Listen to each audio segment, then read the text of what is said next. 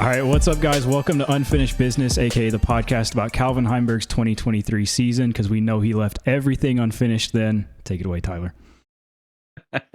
Well, welcome to episode 2, everybody, where we've got some unfinished business to discuss. I'm Tyler. That's Corey. That's Matt. That's Taylor. And guys, we've got a great episode today. We are going to, each one of our podcasts is going to be a certain theme. All right. So today's theme is going to be, can I get some more hot sauce with that? All right. So it's going to be a spicy episode. All right. So to get us started, though, anything up in current event worlds of disc golf do you guys want to discuss, bring up, talk about? Maybe with something's going on in your world. Anybody?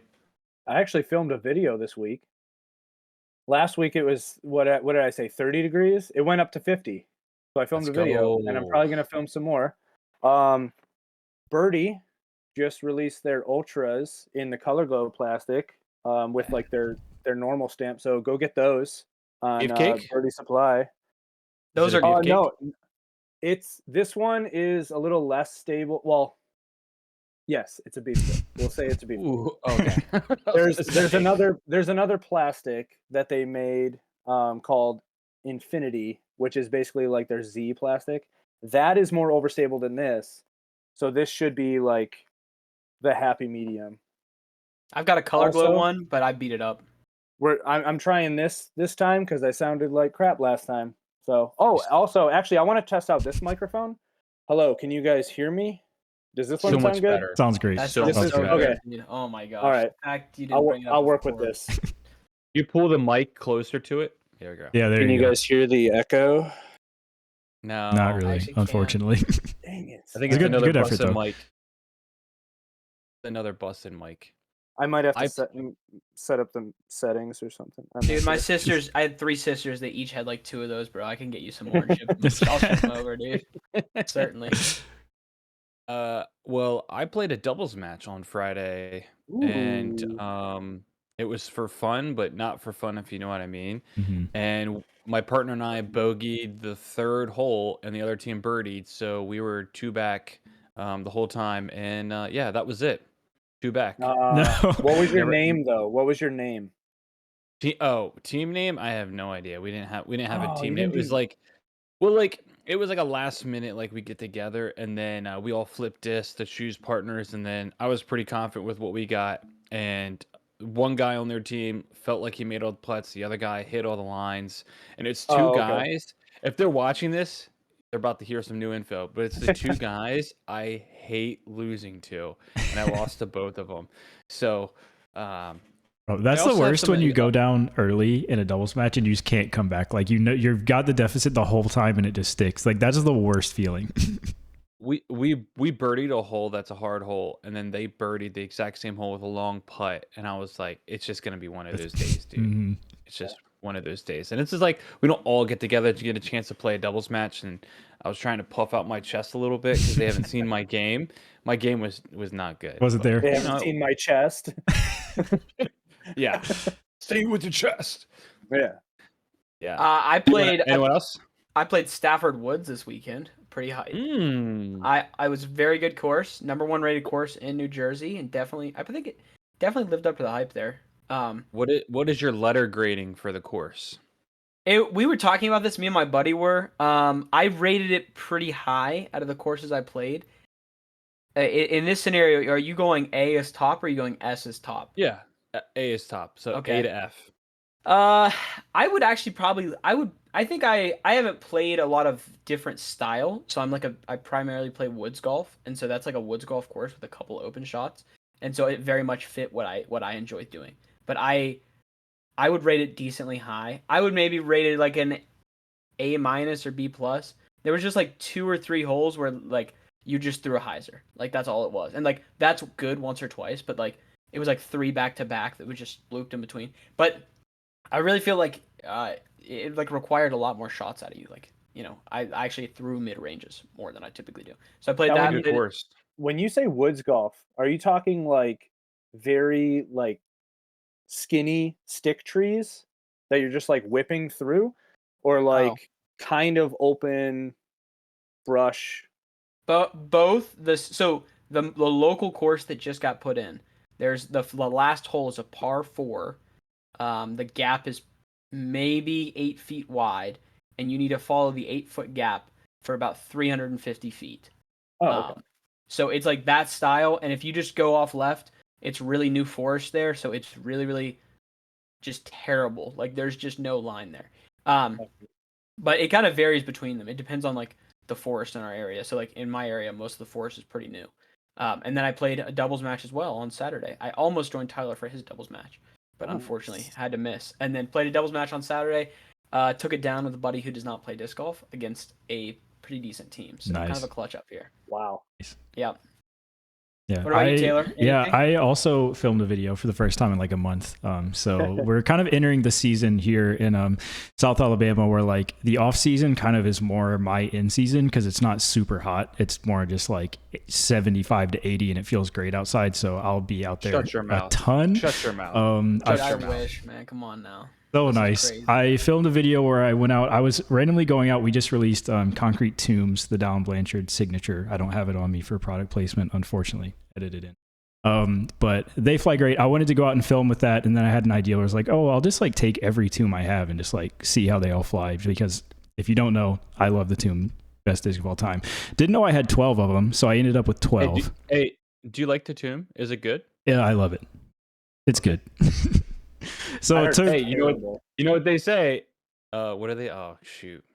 If it's good, if you like it, keep it in the bag. Throw it in the trash or bag. No, I watched your video, Taylor, and I was like, dang, I got to get my hands on a tomb actually because some of the ones did look gas there, but yeah. Well, you know what they say: if it's a tomb, throw it in the trash. Heck yeah, brother. Throw it in the tomb. But no, big surprise there. Boy.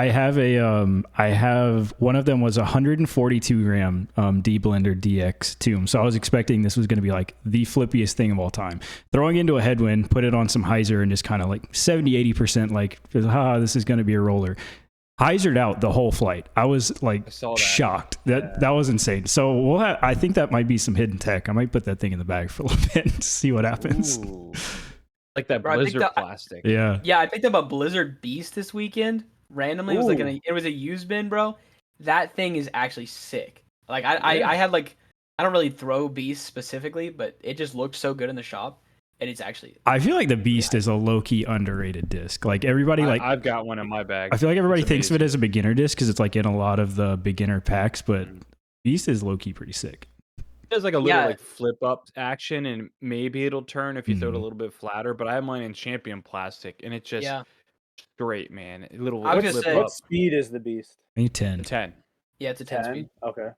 Yeah. No, it is actually in champ plastic. It's surprisingly, I've got one in champ plastic too, and it comes back too. You know, that's the best part of it. Yeah. So again, if you're still watching, we're gonna be getting into some spicy topics. So we were just thinking. Let's just still recapping a little bit of the 2023 season. And so we haven't heard a lot of talk, or at least more detail into some of these topics that ended the season. I think that we should be talking about for sure. And the first one I want to get into is talking about the Catrina Allen incident with Jessica Weese. Everyone knows what I'm talking about, right? Correct? Yep. Okay. If you're watching and you don't know, I hate to say go to Reddit because that's scary, but go to Reddit. There's some links that you can go to where you can listen to what happened. But we won't go into detail on here because I'll let you do your own research. But what is I'm gonna leave it wide open for all of us. What is your first thoughts about the situation? Anyone want to go first? Like literally, my first thought was I don't care. Because tell me why. I grew up watching hockey. Very violent. So I don't think someone talking crap about someone else that's also not doing good in a tournament is like grounds for, anything crazy. So plus I guarantee you there's so many people on the Pro Tour that talk so much smack to each other, but we just don't hear it because maybe there wasn't a microphone or a video around. So I don't care. Yeah, I was similar. I don't have super strong opinions on it. I think the one thing I do have a strong opinion on is I definitely saw a few people coming after like there should be like a fine or extra penalties or like they should do something, right? And I think disc golf is in a place where so much of your financial compensation as a player comes from public opinion. So I think the damage that's done there is the public opinion damage, and I don't think necessarily like anything additional should come on top of that. I think it should just be an unfortunate situation that got caught, live on camera. Let that skew your opinions of the people involved as it will. One thing I'm actually really curious about is, were the players aware of the hot mic on hole 18 or not? Because if they weren't aware of that, in my opinion, it's totally not fair, right? Because they probably might talk to each other or might have this kind of exchange where we don't get to hear it because there's no hot mic near where they're talking. Now, if they did know about this camera setup and the hot mic, I feel it's a little bit like shame on them.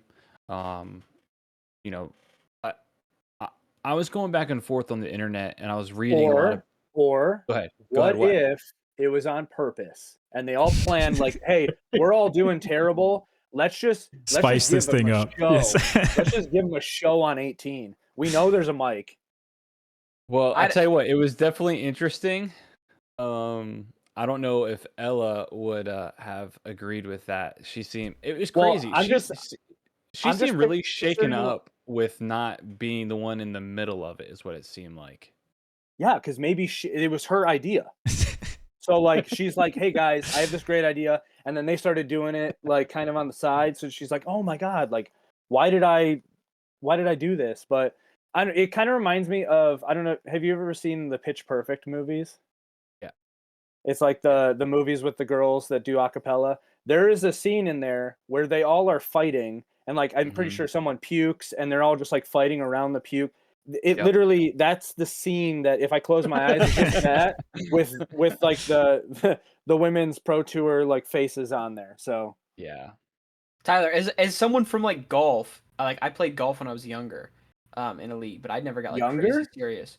Way younger, bro. I was like. You're telling me you got younger than this? I was younger than this, dude. Yeah, I know actually a year and 6 months ago. But like, did you see this happen? Like, or what? Did you see this happen? And what did they do about it? Like, what did people do about it in that scenario? In the golf world? Yeah.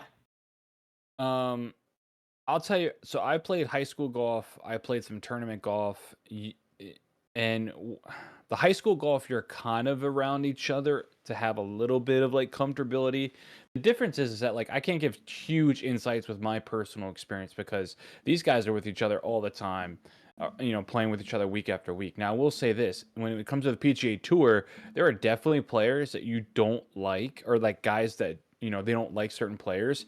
And we have heard some, how do I say this? You've heard there was an exchange, but you don't know what was exactly said. Mm-hmm. So, that's why I was kind of bringing up the question about, the hot mic. Like, if they didn't, obviously they thought if they knew about it, I think they thought they were out of range for it. Or they didn't know about the hot mic in the moment because everybody was so upset about what was going on.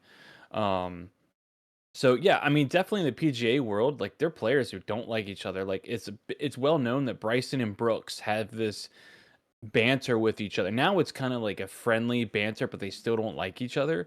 But before it was like, right, like this is just an example. Like, Brooks Koepka was doing an interview, and Bryson DeChambeau purposely walked behind him really loud in cleats to just annoy Brooks, and like there's stuff like that happens.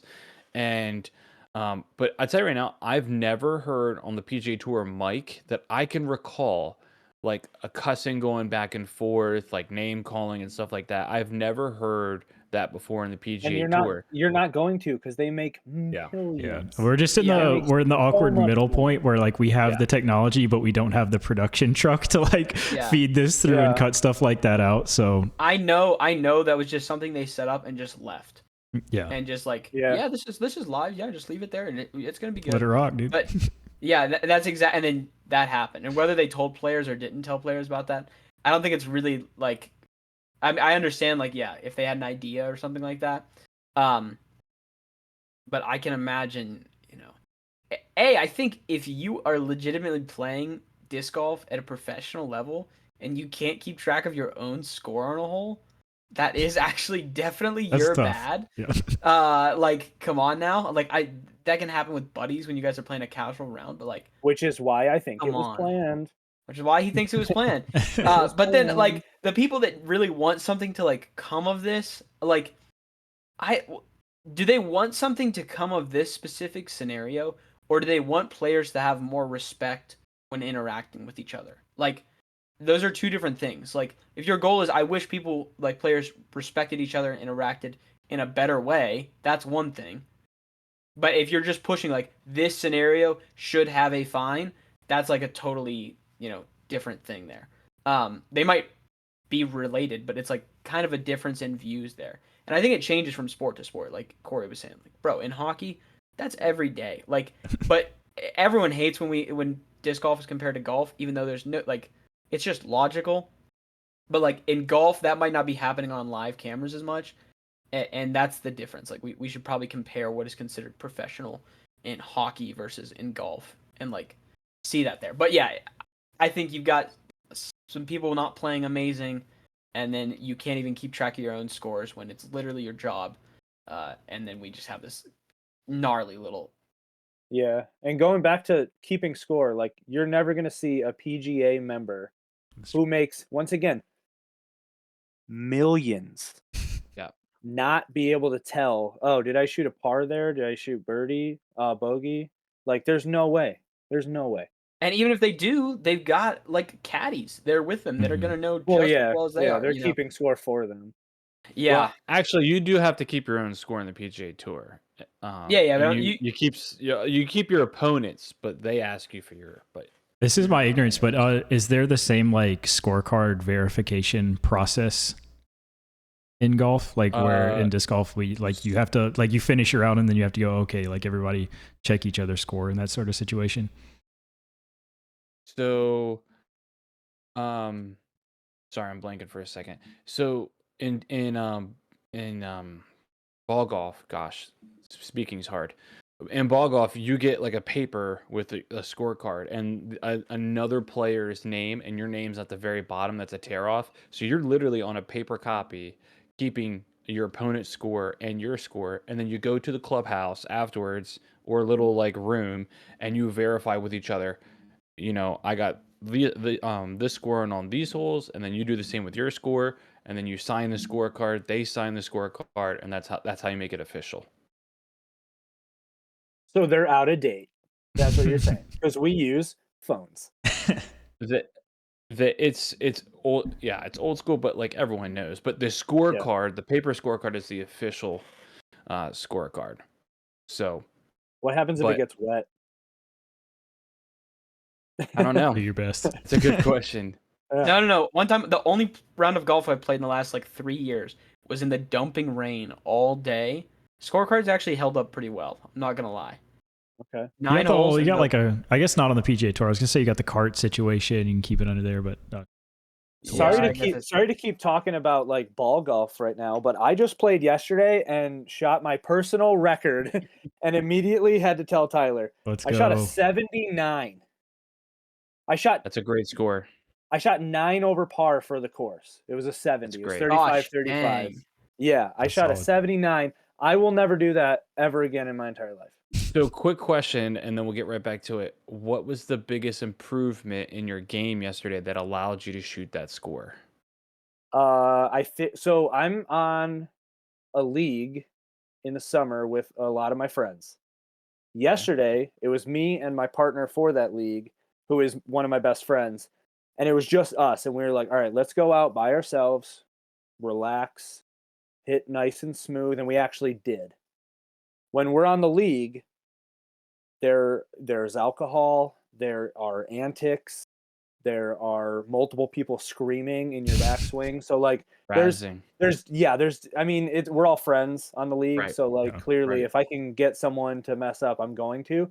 But I don't know. It was just relaxing, and I felt like I was hitting every shot like exactly where I wanted to, or at least close to. Like I was It's the making best feeling in the world. all connection and everything. And I remember earlier this year was when I put that together in disc golf too. Like I went from last year I was in MA3, I jumped up to MA2 and I was like, I don't know. I might do this for a little bit and then jump back down because all my friends were playing MA3. And usually when we're doing like, bull crap rounds, we're just like, whatever, let's throw it here, Yeah. let's throw it there. Mm-hmm. So MA2, I ended up like actually doing really good. And I was like, oh, this kind of, I mean, I'm not going to say it's easy because Right. I should be making money then, but like it felt so much smoother than normal this year. And I don't know if it's just watching way too many videos or I guess maybe I practice while We jo- filming videos. I don't know. we joke in the ball golf world that like sometimes you need to not play for a long time and then come back, and then all the bad Yeah. habits and all the bad things just leave your mind and you come back with a clean slate sometimes. And then when you get like back into it, then you start adjusting things, working on things, and all of a sudden like you're down a rabbit hole of like you're playing terribly. I mean, you can talk, this is regarding disc golf too, but Dude, Drew Gibson showing Bonanza how to throw farther messed me up. I was trying to contort my body in the weirdest way, and I that's definitely why I shouldn't stopped have. watching that. Yeah, I mean, I'll watch it, but I'm not gonna try and do anything Yeah. with it because that was. I mean, I understand that he was doing it specifically for Bonanza, and it works for him, but trying to get my body to do exactly what they were doing, especially when I'm not like recording and then watching back and like Yeah. having Drew right next to me going, that one was good. Like it's just me in a field and I'm like, I don't know if this was good or not. I can't tell. Yeah. So we're gonna U-turn really hard again. So my question I'm kind of curious about is regarding what happened with Katrina Allen, Jessica Weese. Should there be do we No. want to no, it's more like, do we want to see more of this kind of like animosity between each other on the disc golf course from players, but we'll put say like in a respectful way? Drop the gloves. I want Just to let see a him have fist it. fight. Let Nico fight the official. Just let him Just let have him it. go at it like a hockey. He would lose Hockey because fight. that guy was clearly like ready to Yeah, I just was gonna drop say him. But Nico was trying to big dog him, but it did not look like it was gonna go well. yeah, there. no. It got No. tense real fast. I do Yeah, think no, I think some there was- more. I would say I think some more like playful drama would help. Like the big clip was like the All-Star Challenge. Who was it? Missy that wore the shirt. Like, is my opponent's gonna lose or whatever at the interview? I think good-natured stuff like that would do well and kind of help propel the sport. I think it's really hard because, like you mentioned, Tyler, like we're not talking about a bigger sport, especially between MPO and FPO. FPO field is so much smaller. Like these are people that interact with each other essentially the entire year. So it's really hard, I think, it's a tough line to like tread, I think, because I feel like it's probably very easy to get annoyed at somebody if they're coming at you too much or like you're not playing well and it's the same person who's like, oh, they said this 2 weeks ago and now they're acting like this because you see them every day.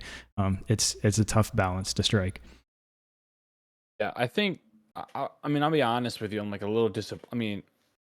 We want entertainment, but we're a little disappointed that these players, especially like Katrina Allen's had a rough year. So there needs to be some grace for her because she's had a rough year. But at some point, we have to draw a line about what's appropriate, what's not appropriate, especially speaking to another person that you're almost touring with the entire season. We say disc golf is a family on Pro Tour and whatnot. And so hopefully they worked it out. I was going to mention that I tried going on Instagram and Googling and Ulti World to try to find some more information about the situation. And you can't find anything more than what we heard on the hot mic on 18. I mean, nobody's addressing it, so I guess they're good, and it was a one-time thing. I just found it to be something where nobody was talking about it, so I figured we'd bring it up and we'd mention it and talk about it. And I think a question we could, you guys can answer that question I just asked before, but another question I think would be is who would we want to see have this kind of animosity between each other on the MPO side? Just curious. Yeah, I think as far as like Well, I'm gonna say that even though Catrina's had a rough season, I don't know if that necessarily, even if we should give her some grace, I don't know if that necessarily opts her into like the craziness that happened there. And not even like two players getting in an argument, but like that's one thing. But two players getting in an argument, you got another player like crying, you got like what in the world is going on here? Like, to be clear, I don't think there is nothing in the rule book that says we can use that video evidence to, get Catrina Allen in trouble, and that is fine with me. The only thing in the rule book that I could find was if an official was there, he could give her a warning, and then essentially, like, if that didn't work, just kick her out of the tournament. But that wasn't the case. It was on video, so I don't think she should necessarily have she should have some punishment from that or anything like that. But I do think it's like there's a certain level, that's not even like even hockey. You could say some of that stuff is on the court a little theatrics. There's a certain hype to it, like there's no hype to that. So I'm gonna give a yes or no question. If we'll say you cussing at somebody is considered verbal abuse. If you verbally abuse somebody in that way, should you be fined at least 3 tournaments? No. I mean, verbal abuse, that's such a... I defined it, but I'm just saying, like, if someone was saying, like, F you and berating you in front of people, like, people who come to watch and everyone's hearing it, clearly everyone's hearing it. Wouldn't the official hear it too? Yeah. I think the timing is weird in this case too. Where like I think if it was mid round, obviously it's a different discussion than like when they're checking scorecards after the round. Like I think it's a lot easier to say in the middle of the round if something like that was happening, to be like courtesy violation, stroke, like whatever action needs to be taken there. I think the gray area is because it happened kind of technically after the round. Yeah. But also it was due to the fact that someone didn't know what their score was. Yeah. So like if there was something where Catrina was just getting annoyed the entire time because it was just like dragging on and they weren't playing good and stuff, and then like the final straw was what did you get on this hole? I don't know. I mean, I could see why she would like throw words out in that scenario. Yeah, I mean, yeah. Yeah, I don't know. I don't know. Specifically, find 3 events or something like that. Potentially, but I guess maybe even it's more of a sponsorship kind of responsibility than a player responsibility, where her sponsor should be able to come to her and say like, "Hey," or HR like, "Hey, like this is probably not a great look. We need to like talk about." And I think you've got plenty of data backing up. Like even Catrina herself probably knows. Like, look at her recent performances. That this was bound to happen, or something like this was bound to happen if she was really getting mad about that. But maybe that is a sponsor's responsibility more than it is the PDGA's responsibility. I don't necessarily know, but I think it should be someone's. I don't know about finding 3 events, or anything like that specifically, but it should be somebody's. My final thing about this topic really is this damaging the pro disc golf product with this kind of behavior happening? No, I don't think so. I think if it was happening more consistently, then potentially, but I think it was just kind of a one-off situation, hopefully. Yeah, I think I agree with Taylor here. I think like if this keeps happening, it would be a big deal. For right now, it probably actually spiked some numbers up because people were, go back and watch the clip. Yeah, exactly. But for now, I think it actually helps that a little bit. But if it was a consistent thing, it would immediately start damaging that. Yeah. Going back to the who should be MPO's like rivalry. I don't know who it's against, but who could you see? It's so funny. I was literally thinking Matteo too. Matteo and someone, because he would just point at them, and then like they would get just like pissed off for no reason. But like I don't know who it would be. Yeah, that's exactly what I went to. I was like, I need Matteo's personality to be like aggressively directed at somebody. Like, I don't even care who, but I think you have to pick a young guy. Yeah, you have to pick that's what it'd have to be somebody new.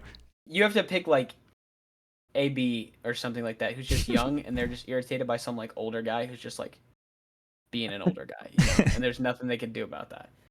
That's your best pick. I don't know if necessarily A, B, but Tyler, I already know your answer to this, so why don't you tell everyone else?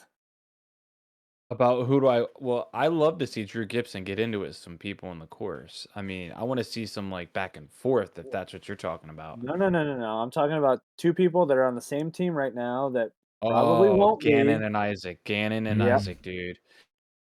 They have like that like stone cold stare and like listen, I've seen Gannon get really mad at missing a putt, and it just he's like a different animal on the course. So I feel like we get him matched up on the same playing field, the same group over and over and over again in that setting. Like the animosity is just going to start building between those two. I can see. I thought you were setting me up with Drew Gibson, but I could see. I guess I want to see Drew come back and start playing well and just calling people out for stuff. That would be great. I could see that happening. He could end up Good being stuff. the villain. Yeah. The whole Matty O thing, though, I would see that more as like the stepbrothers kind of antics, where it's like it might mean something to them, but in our eyes, it's just jokes. Yeah. Yeah. So to wrap this up, I'll say that Catrina Allen did post on her Instagram. It's been a rough year. She was really focused on the whole trans women's issue going on in disc golf, and she feels like she needed to be a big part of that. And she feels like I'm paraphrasing here. I think she was saying it felt like that she was being, her energy was being torn to that, and so she really couldn't put forth her best foot to play well towards the end of the year. So good luck to her. Hopefully it all works out, and hopefully she comes back, and hopefully everyone comes back in FPO, man. Like that, the FPO is set up for a really good year next year if everyone comes back healthy. But you know what we should start selling? What? In ball golf, they have those clickers for like how many strokes you have on the hole. Okay. We should start selling those for disc golf. Bro, the Catrina Allen clicker. So people can just click. It'll be like the Nico stopwatch, man. Just brand that thing up. Yeah. Or a lot of times it's beads. Like That's what I was going to say. The beads. Yeah. I have one that's just like a clicker. It just like switches to the next number. You like clip it to your belt. So I had it in like middle school and high school. You clip it to your belt loop, and every time you do a stroke, you pull the bead down so you can keep track. Attach it to like a bag. Someone's bag. Can you imagine Catrina Allen just sneaks it on Jessica Weese's bag? No. I'm talking about like a chalk bag. Like have it attached to a chalk bag. So they're using it, and then they go, okay, one stroke, and they throw it on the ground, and then they lose it, and then we still have this problem. Yeah, absolutely. That's the perfect solution. Back to square one. Yeah. No, bro, market the Catrina Allen clicker ASAP, I love that. dude. Let's get on that. I'm trademarking this, so don't people watching. Don't take this idea, okay? I made up the name though, so give me a little something. That gets royalties. The cat clicker. Come on now. Give him 3%. Yeah, the cat clickers. Actually, that's even better. Give him better. Playing on last week's episode, give him royalties until 11 a.m. and then that's yeah. There you go. Oh, all right. All right. So sticking on FPO, let's roll into another question I have. I'm gonna come out flat out with it. So yes or no? I'm calling everyone out. You have to give yes or no answer. Do you think Holyn Handley knew that disc went out of bounds and played it as inbounds? Taylor, you go first. I think no. I have a different take for this though, but I'm gonna say no. I'm gonna say yes. I'm gonna say yes. I'm gonna say yes. I'm gonna say swing no. vote. Wow, he's gonna tie it up. Taylor, why do you think no? Why do you think no? I can't wait to hear this. Yeah. I feel like I don't know. I guess my take. My take's a little different. I think that like I've read a lot, like speculation. There's been a lot of discussion about this. I think that a lot of that energy towards like, was it in? Was it out? Did she know? It should be more directed to the rules that got us in this situation versus the situation. Just because, I mean, what happened on the course, what happened on the card, it's the card's decision. Take it as it is. That happened. We can't really affect that. But I do think it's worth having a broader discussion around like, for things like this, for our highest events, do we really want to have this be like a super subjective group decision? Like everything I've heard is like some people on the card were like vocal and said they thought it was in. Some people like didn't even have the conversation, just went straight to their disc, weren't even involved. So I think that's more the mishandling in my mind. Like the shot happened, it's pretty subjective, went in the tree, in my opinion. Like some people say it's pretty definitively out. I feel like I could see a situation where I wasn't sure because it kind of wrinkles around in the tree a little bit. The line's pretty, not exactly straight and defined where it went out of bounds. But I think more of the discussion should be the rules in the situation that got us here versus the shot itself. Yeah, and to be clear, I'm not saying like she plotted this or anything like that. For sure. But I think if that's on the line and you're like, she probably can't see it super well. She goes, oh, that could have been out. That could have been in. Someone on her card goes, yeah, I think you were in. And she just goes, okay, I'm just going to kind of follow along with that. Like, she didn't like plan this from, day one of the tournament. I'm going to like pull one past them right then. It just might, like, that could very easily have happened. And she just kind of went along with it. Yeah. If you were planning anything, it would be in the middle of the fairway.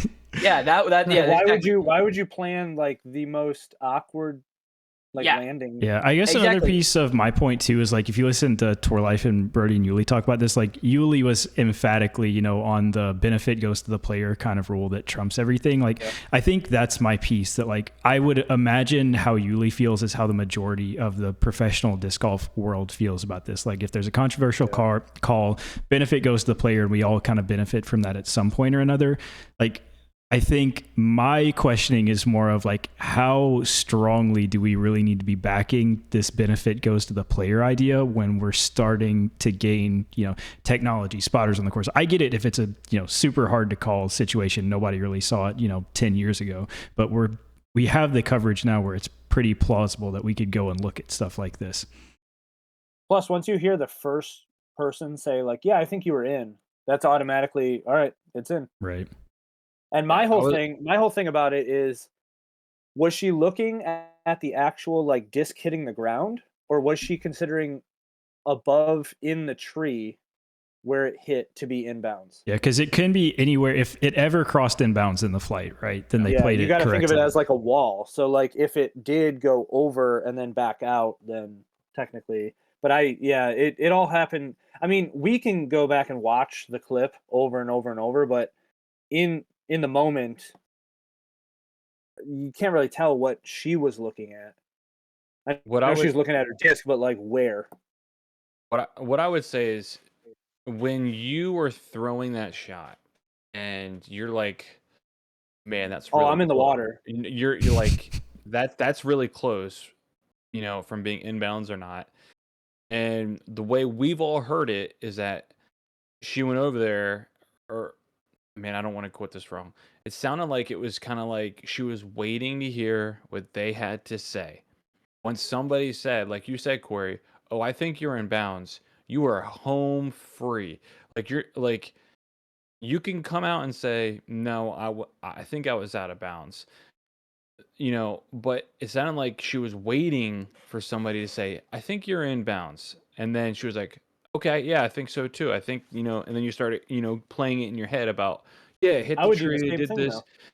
Yeah, but you know what? That's not right. Personally. Well, no, I mean, you're looking at it as she purposely waited until she got a good call, like a good result out of it.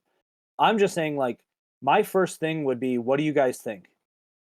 Was I in or out? And see, for me, because I feel like it's easier for someone else to answer that question than for me to answer it immediately, and then everyone else that disagrees with me is like, oh well, okay. Well, she just wanted to be in. Is that nobody in that group was really still in it anymore. So it's not like they were going to benefit if they said that she was in or not. But I feel like it's appropriate for you to come out and say what you think your opinion is first. And when I play in a ball golf tournament and someone makes a mistake and someone asks me, like, do you think that was in? I say, well, what do you think? And I always spin it on them first because I want them to make the decision about what they think they did, because it's on you to make the call for yourself. We're here to kind of guide you. You need to be making the call for yourself. So here's the thing. In the golf world, you don't ever want to be labeled or even thought of as a cheater, ever. So if you think it's close, you always go with, the one that's going to give you the penalty, because you never want to become close to being labeled as a cheater. And so in that moment, I think you say, I don't know if I crossed in bounds. Like, you can say it like this, like, I don't think I crossed over. And someone's like, no, no, no.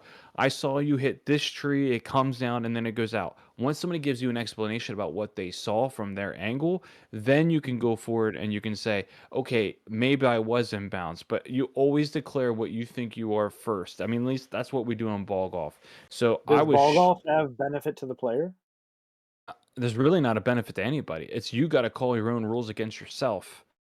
Yeah. So Which is understandable. That's what we do. But like Taylor said, like the whole Yeah, I think the issue is the culture to an extent. Like the culture has been so cemented in, like, it's almost like everybody look out for, it's like the opposite of calling rules correctly to an extent. Like I feel like a lot of people look out for each other in that case, where it's like give each other the benefit of whatever call it may be. Whereas I do think, you're definitely right, Tyler, where I think it's a lot easier if the person if I wonder how the conversation goes, right, in the group, if Holyn throws that shot and says, I don't think that ever crossed in, and then like I wonder if it's still to the same extent where Val or somebody's like, no, I saw it, I'm pretty sure you did cross, or I wonder how the conversation would go if that was the framing. Now, what in ball golf, if you're scoring someone else, so let's just say I had Holyn Handley's scorecard and I was scoring her, it's my responsibility to keep my eyes on her ball, or her disc in this case, to make sure I know what she is doing. So I don't know how it, I guess, they don't do paper scorecards anymore. So really everyone should be responsible for looking. Yeah, I mean, I'm with you with this, Taylor. We've talked about this.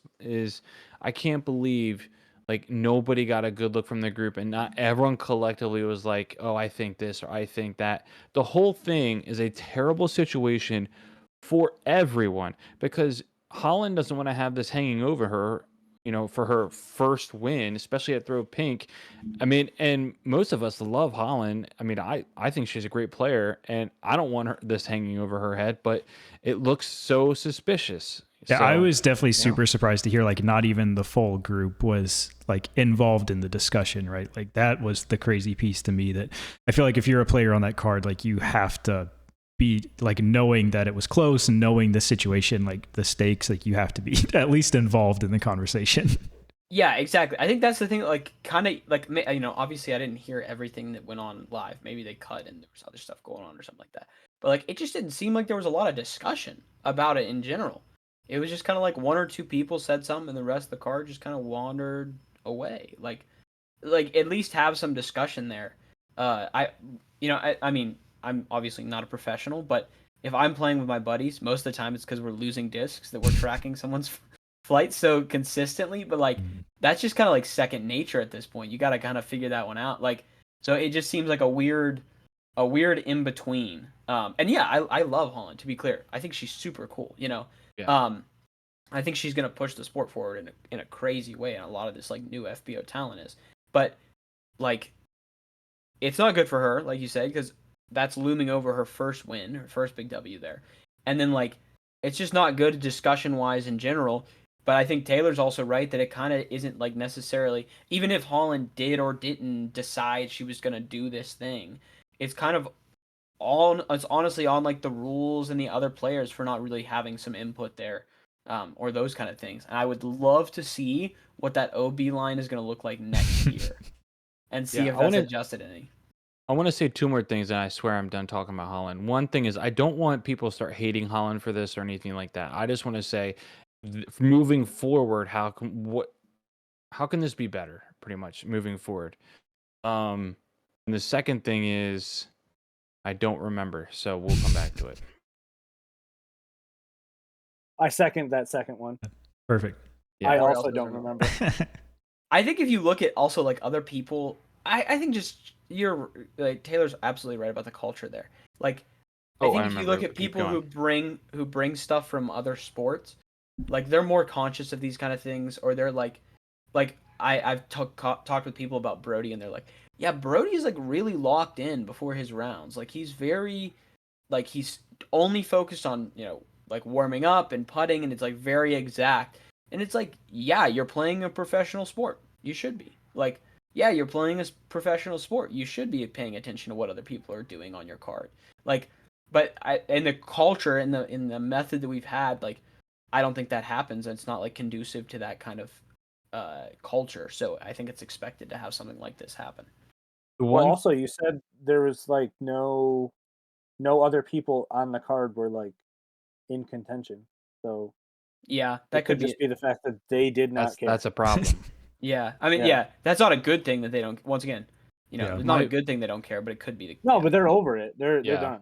Yeah. The one thing, this is the final thing. So the one thing that I thought was interesting is when she was interviewing and stuff like that afterwards, she kept on saying, well, from my position, it looked like this.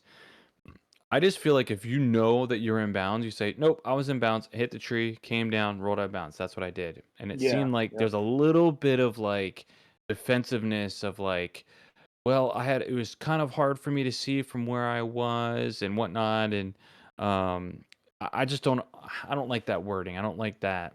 It's definitely unfortunate that I feel like she's felt like she has to defend it too, which is just unfortunate overall. Like that she has to like, come out and, like feel like she has to defend herself. The only thing she has to defend is the fact that the trophy matched her shirt, and that's the conspiracy. Weird. Illuminati, that was wild. dude. That is very weird. We all agree with Corey now. On this one. Yeah.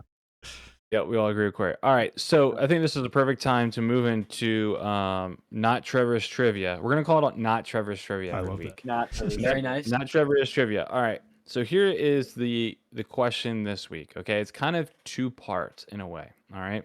So here's the deal. We're going to get you guys collectively come up with the answer, right? So you guys can talk about it. You don't have to shout it out, whatever. You can say, this is what we want for our answer.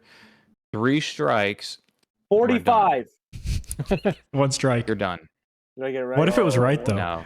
Yeah. That would be funny. So here's the question. It's kind of 2 parts of the question, all right? Because if I give out the stat, you will know who it is, I feel like. So here's the question. So this MPO player has led this stat, right? First place or tied for first place since 2020, which is the last 4 seasons. Who am I, and do you know what stat it is? I have a strong feeling it's Ken Climo. Tearing it up in Florida specifically. All right, who's just been? I feel like I know Eagle has always been really high in putting, like every year, ever. That was my initial reaction. I know it. He's lying right now. He's a Michigander. It's C1X putt, Marweed. I was gonna say that. I was gonna say that. Oh my god! The only stat I knew. Corey just flushed up. He's the Alpina boy. He just the Alpina boy. Inked that one. I literally was like, man, I think it's Marweed, and then I'm pretty sure I just saw that on Instagram. Like, yeah, I did too. That's why I know. This is a side tangent from that you guys will respect from debate night. I was on debate night talking about Andrew Marweed as a wood specialist and got roasted in the comments because he won an A tier in Phoenix, and I was like, bro, Andrew Marweed is a woods player. I don't know what to tell you. Yeah, but he wins so many things in Michigan. Like all these A tiers in Michigan are all woods. Like we don't. Yeah. We don't have open. Andrew Marweed's an open course guy. So YouTube comments tell me.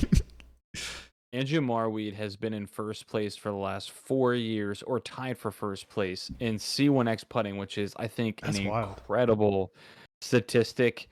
And Corey, the guy that said he didn't know anything about stats or anything like that, we're gonna give an assist. We're gonna give assist to Taylor because he said the word putting, which is the only reason I thought of that. This is such a disc golf take too, and I would love to talk about this as it compares to ball golf. But my immediate thought there is like, dang, I wonder what he putts with. I need to get some of those.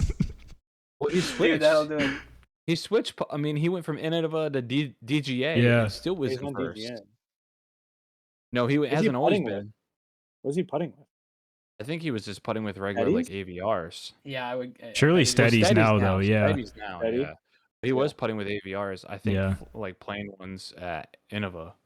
Okay. Dude, sometimes you pick up an AVR and just it feels good. Bro, like, the tie back to the beginner set, the lightweight AVRs, DX AVRs, those things are goated, bro. You put a little spin on those will go 60 feet on a line, man. Yeah. I used to use them for Circle 2s. I had a specific lightweight AVR in my bag that I'd pop out for Circle 2. Those things are nuts. It was actually gas, yeah. Yeah, well, I tell you what, if we average the time that we got this question right with the last question, Not bad. Not bad. That's about what I thought. So, all right, good. That's awesome. I can't believe we got that right off the bat. Love it. All right, so we're gonna tone it down just a bit. Where we're gonna stay on the heat a little bit more. Now we're gonna put some heat on the Pro Disc Golf Tour touring schedule for 2024. So I'm gonna come right out with the question, but we can go wherever we want with this topic.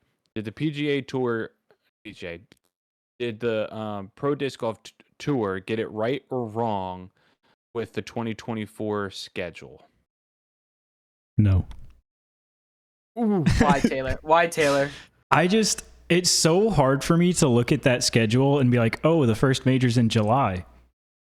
Like, and it's so back heavy, man. It's so back heavy, which I mean, I think disc golf is unique. And this is actually what led to the Andrew Marweed take. It's so unique in that the back half of the season where things really matter are such a different style of golf than the first half of the season. Historically, that could change moving to Florida and how the beginning of the tour has changed. But I feel like it's such an advantage, and you see like random people pop up that can play really well I mean, we don't have a ton of technical courses on the tour anymore, but the more technical courses, then I feel like before it was like, oh, you'd have guys like Edzer pop off at Las Vegas Challenge and have guys that have opportunities to do well at the more open courses that are just kind of gone now. And it's a unique course too at Vegas. Like the disc just skip off of everything. It's really unique. I want to just throw this out there and then someone else can give their take. 4 major tournaments in a 2-month span at the end of the year. So it's Worlds at the end of August. Then you've got USDGC at the beginning. This is actually the really bad take. 3 major tournaments in the month of October. USDGC, Pro Disc Golf Tour, and the Champions Cup. That is wrong. You know how mentally draining people are going to be when they get the Champions Cup? It makes the player of the year talk easier though, right? Because if you're consistent throughout the year, you're doing well at every major. Can you imagine if Isaac is garbage and then wins USDGC, wins Pro Tour, and then wins Champions Cup? Could you imagine if Vinny wins everything up until then? And it just doesn't place at a major. Oh my gosh. Bro's really trying to make it hard. I'm not saying he's going to. I'm not. Calvin, I love you, buddy. Here's my question. We got to try to get some Calvin love this episode. I feel like I'm gonna be the Calvin slander guy after the intro. I love Calvin. Yeah, Taylor's getting a lot of hate for that one there. My question is, do you like the loop, like where we're starting and where we're ending? Do we like? I think like that better. Yeah. Yeah, I think everyone's in agreement that that's better, like generally. But for sure, it's just a weird stacked. Because of that, we're stuck with a lot of this like in between thing. So if everyone doesn't know, we start in Florida, go to Texas, then Arkansas, then we kind of go up to Tennessee, Kansas, then we go to the West Coast and go to California, Oregon, then we go back to the Midwest and go to Minnesota, Iowa, then we go overseas for the European. Then we're in Peoria, Kentucky, Virginia, and then back up to the Northeast, a little bit with Michigan, Vermont, Massachusetts, and then we come right back down the East Coast, down in the Southeast region, South Carolina, North Carolina, and then Georgia. So, yeah, I like the formation. I like it how geographically it goes better. I feel bad for the West Coast, though. I say what California in general got stung so bad. I mean, I guess Portland is a plus event, but people are going to fly into that maybe and then bounce, which actually Portland's one of my more favorite tournaments. I love the trees there and everything like that, and watching that aesthetically very pleasing to watch. But I don't get excited about the OTB Open. Don't necessarily get excited about Beaver State Fling, even though it was kind of fun to watch last year. But yeah, I don't know. I guess it's good. Go ahead, Matt. So if you're gonna here's the thing that I'm thinking about really, like, and this kind of stinks here, but it's the fact of the matter. Like, if you're gonna move one of these majors, which one of these majors are you moving? You're taking it off at the course it is now, and I'm assuming you're moving it out west a little more. Like, that's my assumption. Which one of those are you moving then? I think the big question is, like, what is Champions Cup going to look like after? I mean, obviously, it's super unfortunate that they're having to, do all this work on the course and move the major. But I feel like the right call is, like, I mean, my dark horse kind of opinion is like the Fort gave us one of the most iconic shots in disc golf, and we have never looked at the Fort again. So I feel like low key, you just take Champions Cup, put it at the Fort for this year. I mean, it sucks. Keep it, earlier in the season, but I feel like it's tough for Champions Cup specifically because it got moved, and we have no idea what the course is even going to look like. I don't like. I don't know if it's a hot take or not, but I don't think Champions Cup is happening at that course. I don't think like that is not necessarily or in any capacity like in a good way. Like I don't think you can make that transition, that crazy amount of like we're clearing all this stuff out and then making another great course. I don't think that's happening in the amount of time they have to do that. Well, my question is this: why didn't they just flop USDGC and Champions Cup? Like, I guess the history behind USDGC is so significant that they can't change the dates, but just make them play in April or in May. Yeah. Yeah, that might be if we were gonna fine. flop I it don't to know. like have it spaced out, that's I mean, that's what I would I do. think if you move one, it has to be Champions Cup just because it's the newest and the course is changing anyway. Like it'll be at the same property, but it's not going to be the same course. So it's already going to be, kind of lose that piece of it. Yeah, I think I agree. I wonder if the pros are going to lose interest by like the 5th or 6th tournament to start this season. That's the only thing I'm really concerned about. Yeah, I genuinely wonder, like mindset wise, if you're like top 5 guy, you just don't care until August. Essentially, like you don't care until July. Yeah. Play a couple events, get warmed up, and then just The 6th tournament is Jonesboro Open, and that's usually when we have Champions Cup. Was right before Jonesboro. So yeah, I don't know. I mean, they have the women's U.S. Championship in March. That's I think different than normal. So they bumped them up They bumped them up early. I don't know if they think that's gonna get a ton more eyeballs to make things interesting for everybody. But yeah, I mean that would be my biggest concern is pros getting burned out, from the schedule. I'm a little disappointed. I want to see some different disc golf from some courses. I think my question with you guys for this would be if you had to eliminate 2 tournaments, what 2 tournaments would you eliminate? Or like what are 2 tournaments you don't really care about on the schedule? I'll tell you mine right off the bat. OTB, I think, is lame. There's nothing ever exciting about that tournament, just saying right now. Except the finish, though, was pretty exciting, except somebody's homeboy didn't pull it off. That was tough. That is tough. And then the other one I would get rid of is probably Austin. I was gonna say I'll jump on that take. We were in Texas for so long. Like I'm not even sure. Like I think 4 tournaments. Yeah, either Have you ever, including women's. Have you ever driven through Texas? It's giant. You are literally in Texas for so long. Yeah, I don't have a strong feeling of like which one should go. I think Open at Austin. I do think we should have an event at Austin though, just because everything I heard about like the vibe of that tournament and everybody, just the general population and how big it was, just being close to the major metro area was really nice. But we have a lot of Texas tournaments, especially it's a stark contrast to like having almost no California tournaments, right? To now like we're spending a month of the tour in Texas. Yeah. Or you know what? This is not going to be popular opinion, but Dynamic Disc Open, I don't think it's that great of a tournament. Yeah, they need to move it to Kansas City. They never will, but they need to move it to Kansas City and get better courses.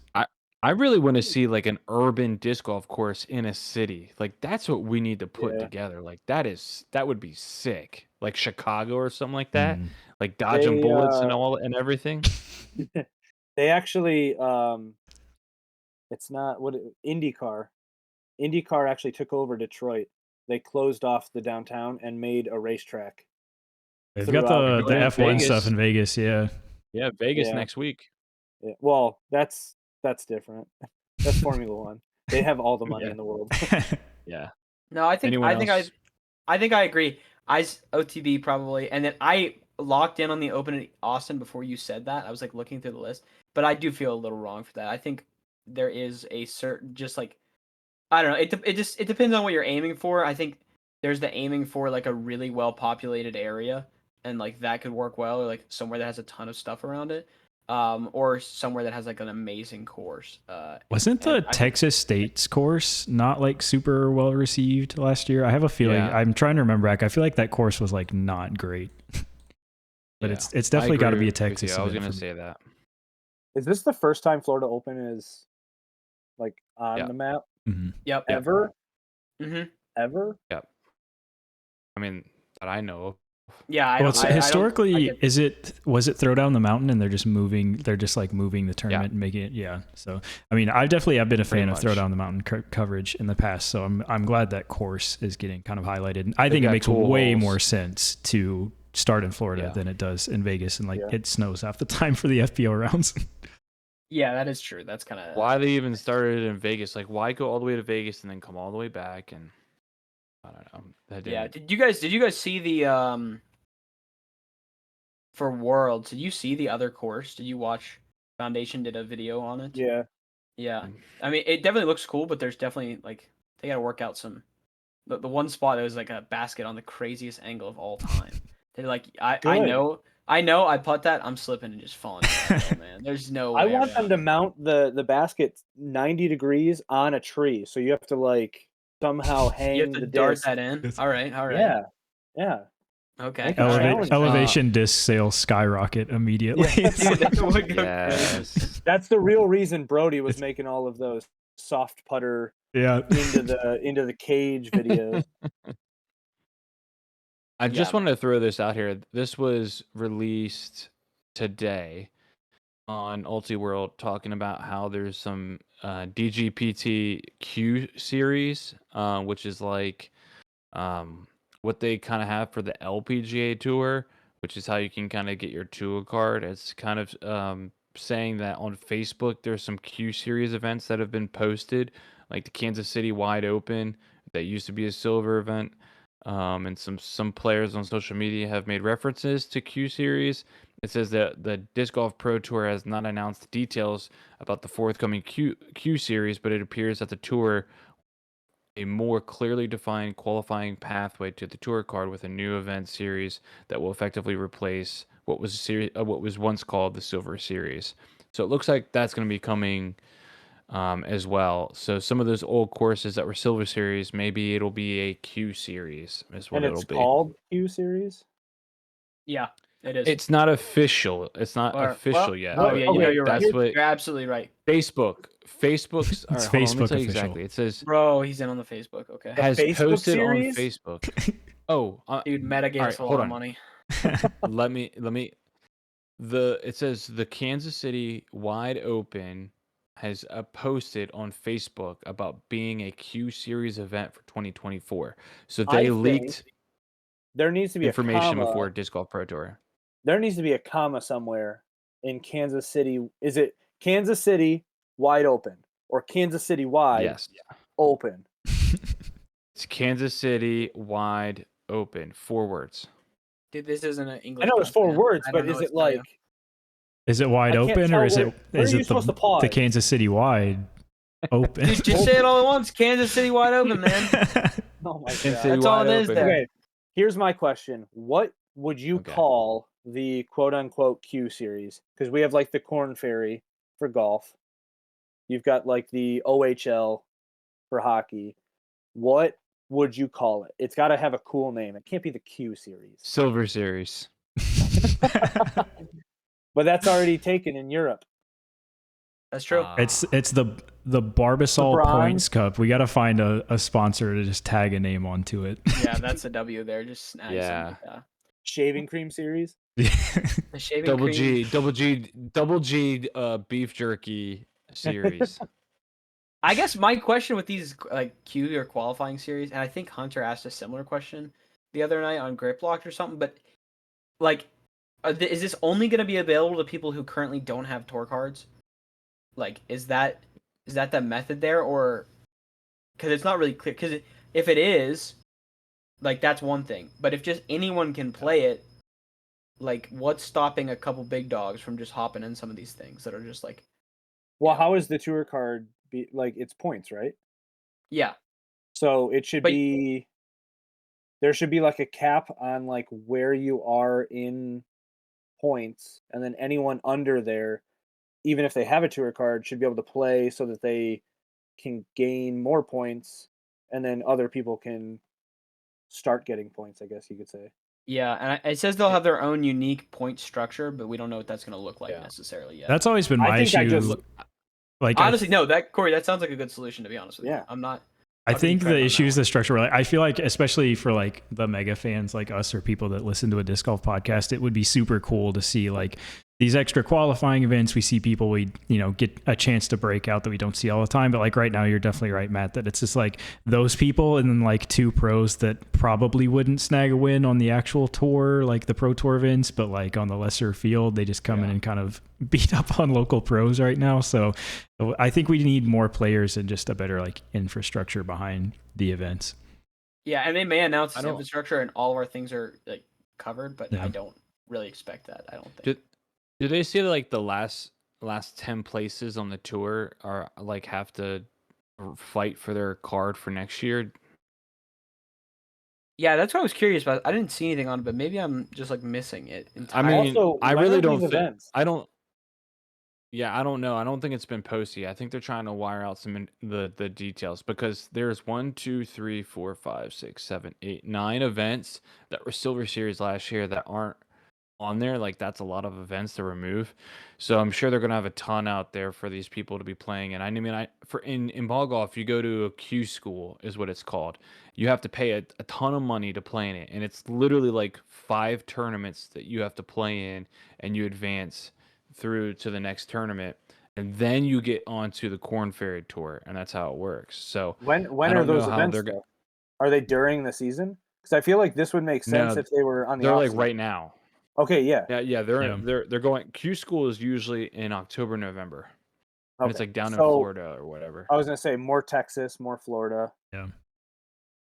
Yeah. So I mean, it'll be interesting to see what I'm sure they'll release it soon, and looks like they're gonna call it a Q-Series, and they're probably gonna have some of these events. I wonder if there'll be like, hey, you have to be this rated and higher, and you are this place and under on the tour series.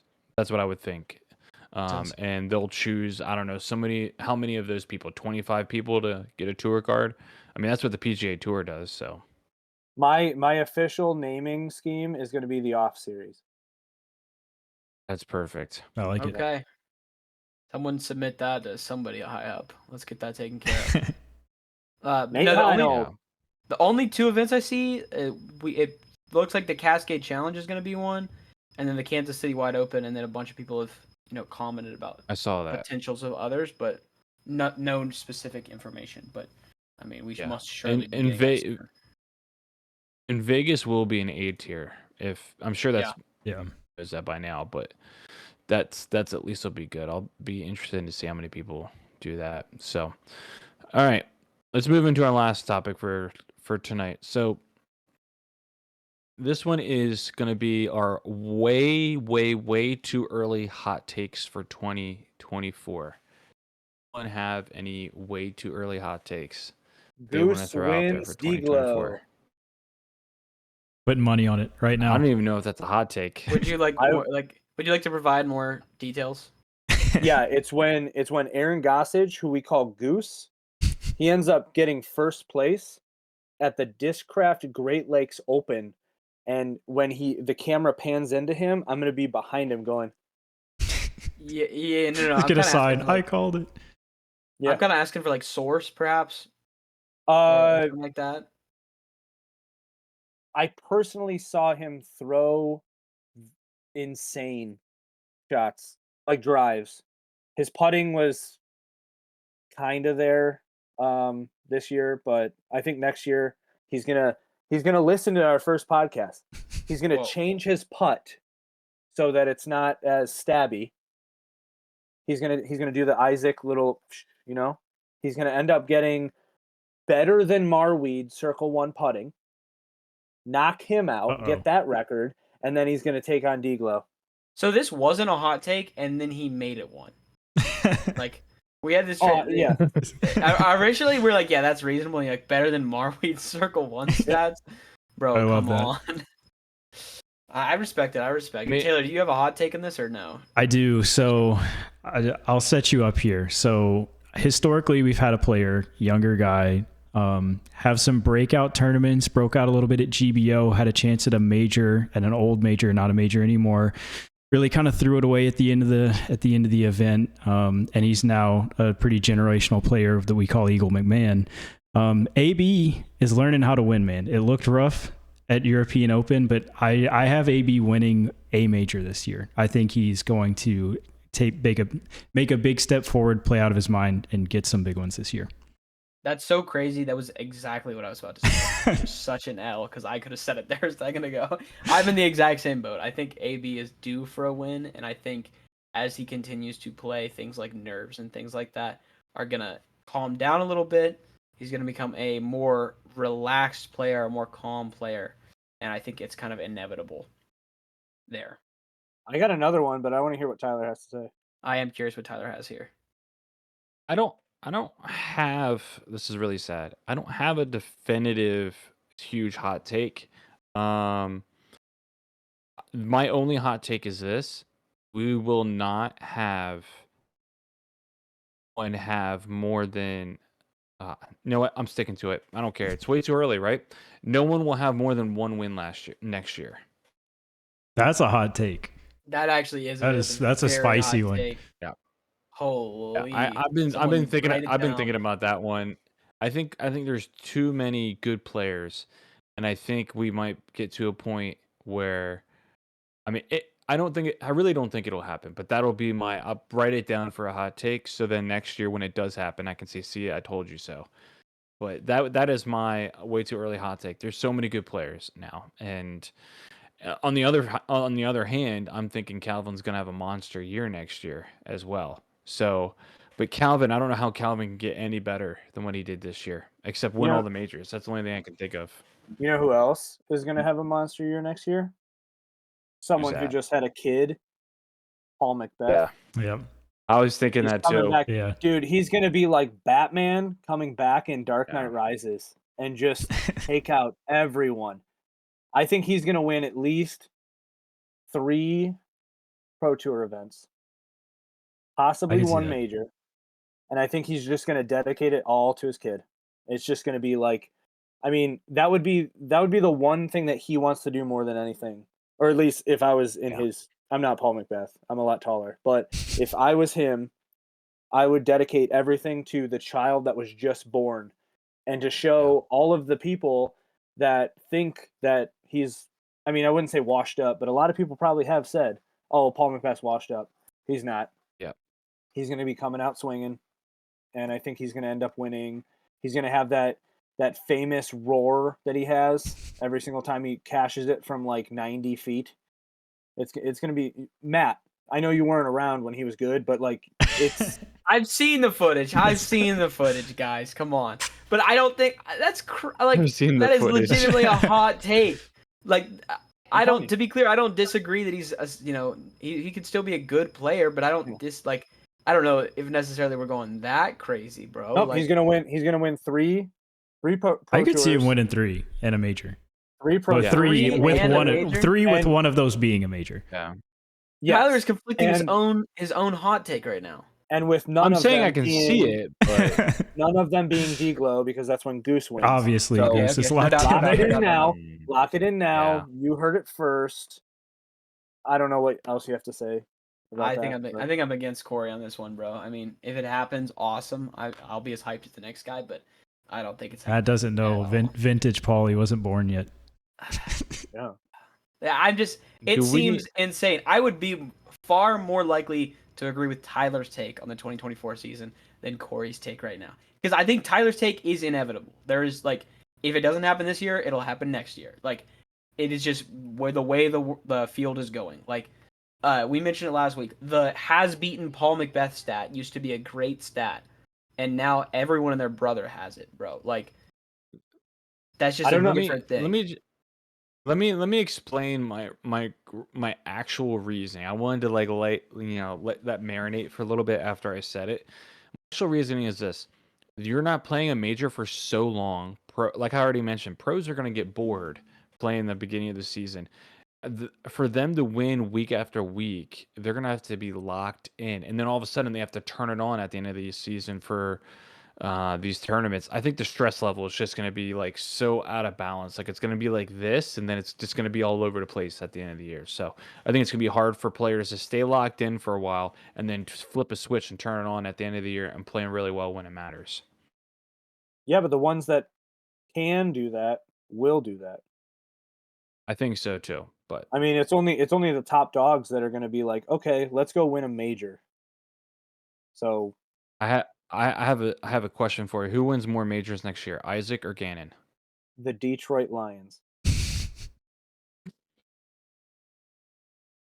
I'm going to say Isaac.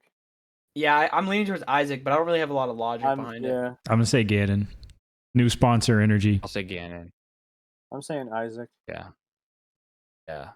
I'll say Gannon on that, but yeah, I don't know. I like that Eagle take though. I mean, He's learning how to I want to win, say man. He's Eagle's learning. gonna come out, dude.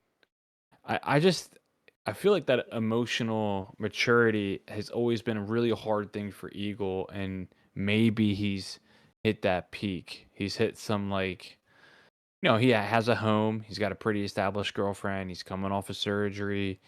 I was really impressed how he ended this season. He's eating protein. I would say he's eating protein now. Yeah, He definitely protein. That's a good point. I feel like it's never been a question of like talent with Eagle, obviously, right? Like we had the shoulder stuff, but even before then, it was way more like mental stuff. And I feel like we have so many young players now. I think we all forget Eagle is still a young player, and he's still kind of figuring a lot of that mental side out. So you definitely see him having a big year too.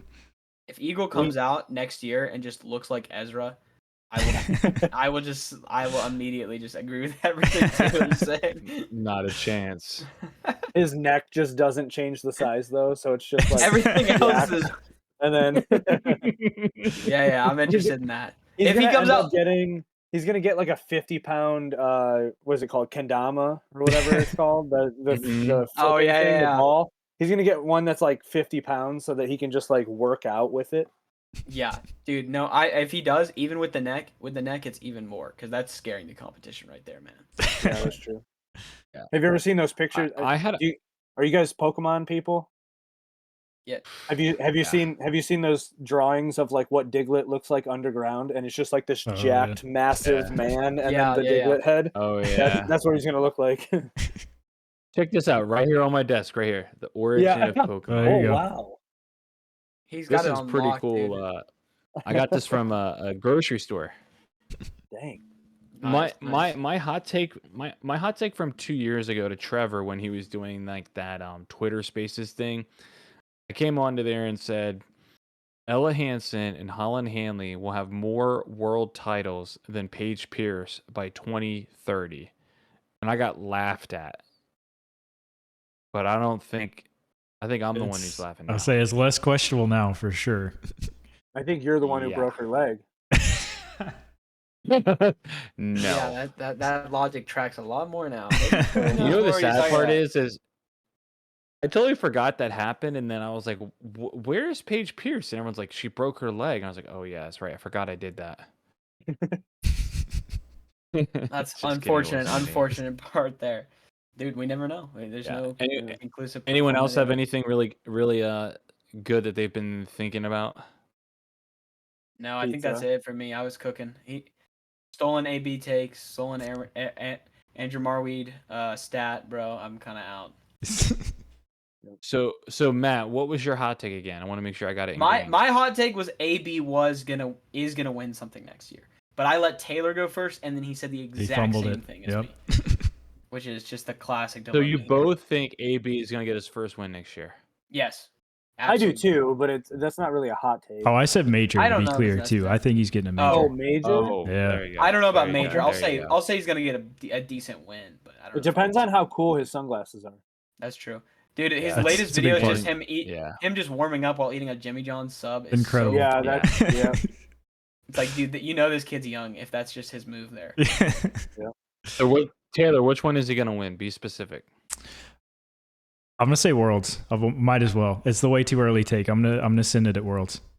Which honestly, thinking back to that and thinking about the courses and how much OB is there, especially on the right side, maybe is a terrible take for me, but I'm sticking to it. Who do you think is going to do I- good at Worlds? Ricky Wysocki. I was just about to say I got a hot take. I think I can Ricky see wins it Ricky. next year. My pick's Chris Dickerson. And I'll tell you why I in a think Chris minute. Dickerson will play very well at those courses. Like a really good That would OB actually- course manager kind of guy that has all the power he needs. I could see Chris doing really, really well. And if you think about it, everyone thinks that Paul Macbeth is going to win Worlds because it's like on his course. Mm. It would be amazing if he lost that to Ricky and then won a different major because he has to win 3 Pro Tour events. Oh yeah. So. Oh yeah.